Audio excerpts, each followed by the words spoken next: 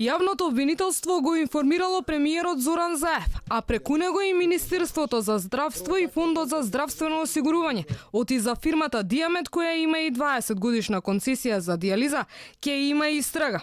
Изјави лично премиерот, кој потврди дека и самиот ги предупредил швеѓаните што сакале да ја купат македонската фирма за истрагата. Кога се обраќа јавно обвинителство до државните институции кои што се под премиерот, така? Фондот за здравство, Министерството за здравство, ние знаеме дека се води истрага. И логично е, честно е, одговорно е пред било кој инвеститор, па вака познат Дија Верум од Шведска, да ги знае информациите заради тоа што должно се на државата да ги соопшти сите информации.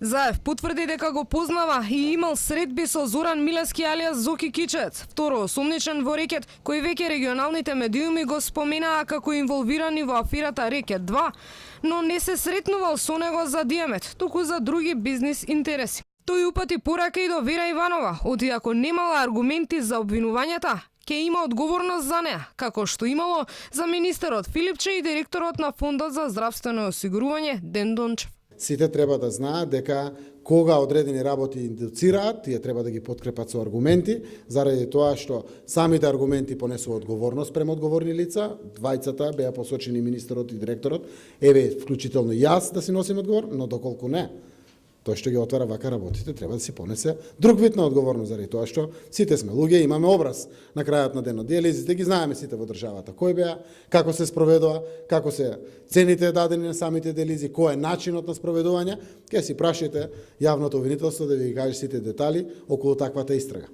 На пресконференцијата немаше простор за прашање од Алфа, па останавме покуси за став на министерот Филипч, кој засега јавно не проговори за обвинувањата против него, оти според кривичната пријава заедно со Дончев, злоупотребувајќи ги своите службени позиции, ја оштетиле Вера Иванова, ама и буџетот. Преку обидите, те ги предомислат швеѓаните да ја купат фирмата Диамет.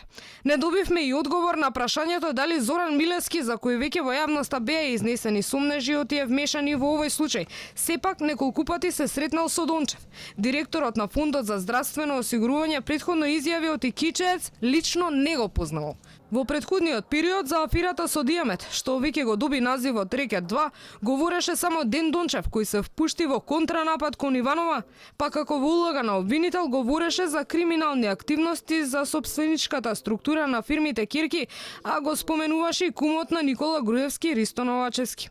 И двајцата по пресконференцијата ги демантираа сите тврдања на Дончев, а Новачевски дури најави и тужба против него.